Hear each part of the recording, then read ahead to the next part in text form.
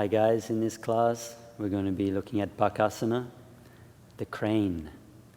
And so one of the fundamental movement patterns to understand for the crane, for all arm balances, is the angry cat. So you've probably all done this before. Bring the shoulders over the wrists, knees under the hips, and as we exhale, we curl the tailbone under, rounding the middle back and the upper back, pressing up between the shoulder blades and pressing the shoulders towards the hips. And this is the angry cat shape. So we can just go through that a few times, releasing to the happy cat and then exhaling to the angry cat, shoulders towards the hips, press up between the shoulder blades, curl the tailbone under, and then again inhaling and then exhale, rounding the back, going to that angry cat shape. Okay, so basically we want to keep coming back to that pattern, that shape, as we go through this progression. Another great posture for developing that movement is Lolasana. So in Lolasana, we bring the hands next to the thighs. We lift the knees off the floor. You can cross your ankles, lifting the knees off the floor. Lift the knees in towards the chest, then curl the tailbone under, round the back, press up between the shoulder blades and pull your shoulders towards the hips. Then lean forward and lift your feet off the floor and hold this position. And then come down. So you can do both sides and try to build up your time in that position. So you can hold it for 10, 20, 30 seconds, up to a minute. And that's going to build the strength and the foundation for Bakasana. Now in Bakasana itself, there's two variations mostly that I see. One is actually called Kakasana, the crow, and then we have Bakasana, the crane. But for this purpose, we'll just call it the bent arm version and the straight arm version.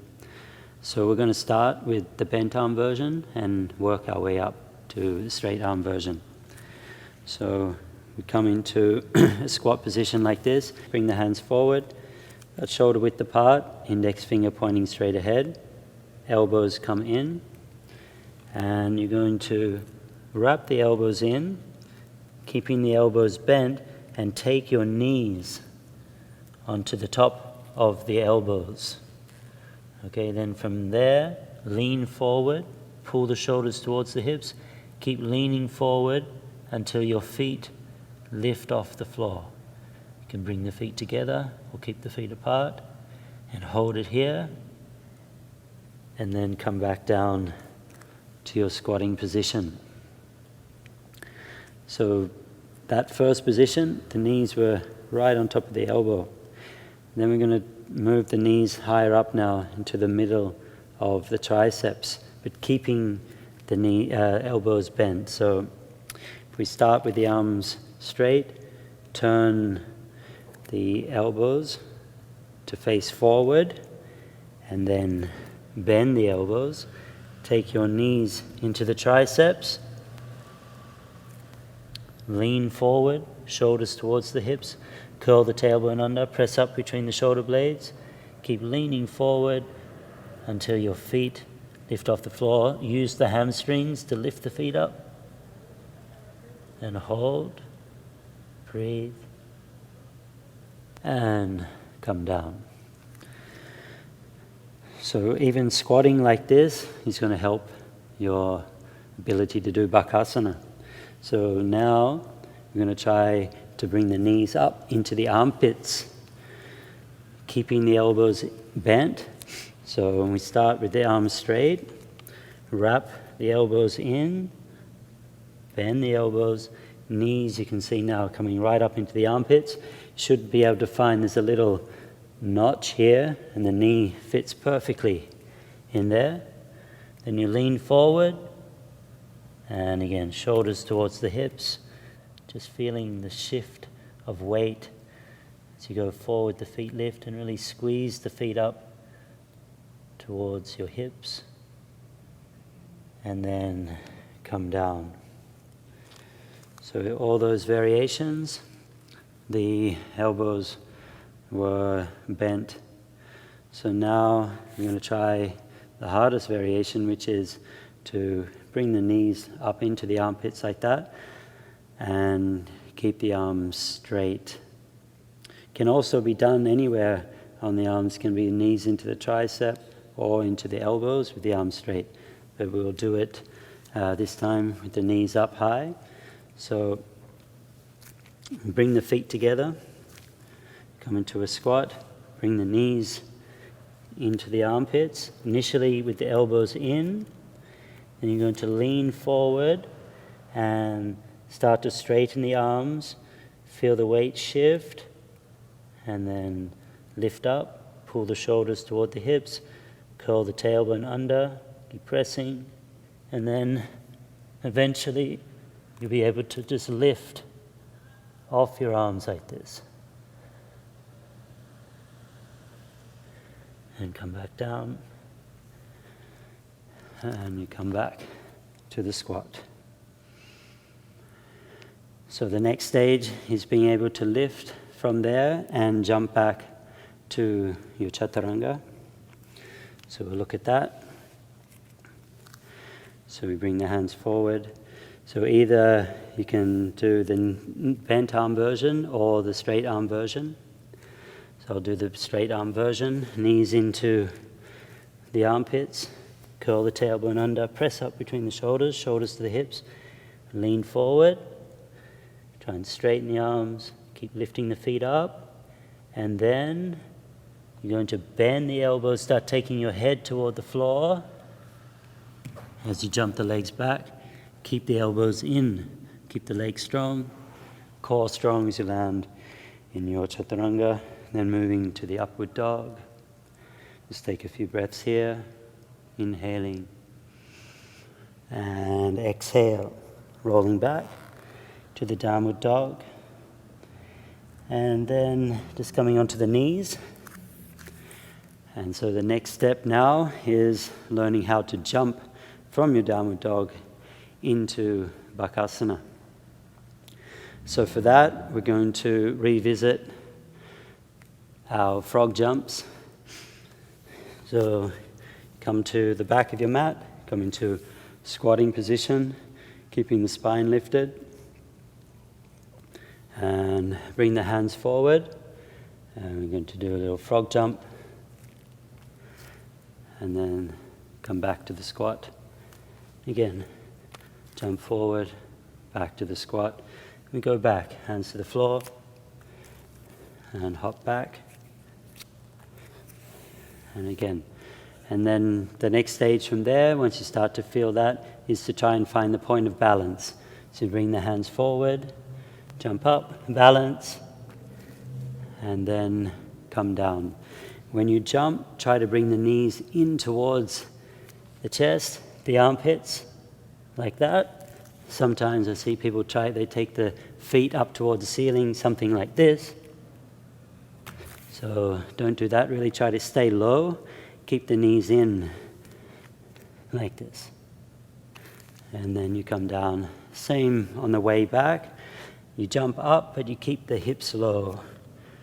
Knees in as you go back, rather than jumping the feet up like this. Okay, so come in, hold, find the balance, and then float back. And then we bring the feet together and just take a moment to rest there. Not only is this going to build strength in the arms, but doing all these squats is going to help your general hip and ankle mobility. So we'll go now, bring the feet together, bring the hands forward, and jump knees to chest. And landing, notice I'm landing on the balls of the feet, the heels are off the floor. Again, bring the hands forward, jump, knees to chest, and down. Again, forward, and down. And we'll reverse it, taking it back. Lift up, knees to chest, and then push back. Bring the hands down, back. Again, lift up. And back. Okay.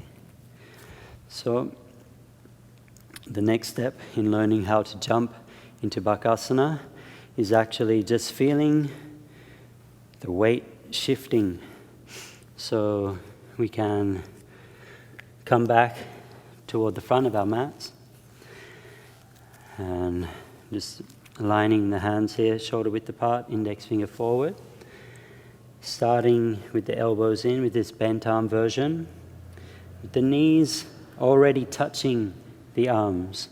And so what I want you to feel here is that you're creating the shape, the angry cat shape, and then just leaning forward, shifting the weight until your feet lift off the floor. And then you come back down to this squat. And so then you realize, yeah, I can do that. So you take the feet back a little further.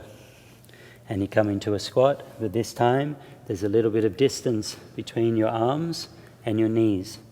But you create the same shape, angry cat shape, and then you lean forward, and now it's just a little hop, and then you're in position. And then once you're able to do that, you take it back a little bit more. You come down into a squat, create the angry cat shape, lean forward, and then hop. And once you're able to land it from there, keep going further back till eventually you're in your downward dog. And so initially you can stay with this low shape. Sometimes people try to jump straight up to a handstand when they're not ready. So we create that angry cat shape, stay low, and hop forward. And all that's done on the inhalation, the jump forward, and do on the inhalation. So once you're able to go from the downward dog with that low trajectory, that low jump, then you can start progressing to trying to do more of that frogger jump, jumping up to the point of balance and then into Bakasana. So if we look at that frogger jump again, which we did from here, we brought the hands forward, we jump up, and then we're there, ready for Bakasana. Except the difference being that we're going to do this one from a downward dog, not from the squat. Okay, so from our downward dog, bend the knees, and inhale, we jump up to the point of balance, and then bring the knees in, try and land them high up toward the armpits, keep that angry cat shape, and then from there, take the head toward the floor, bend the elbows, and we jump back. And go through our vinyasa, upward dog, and downward dog.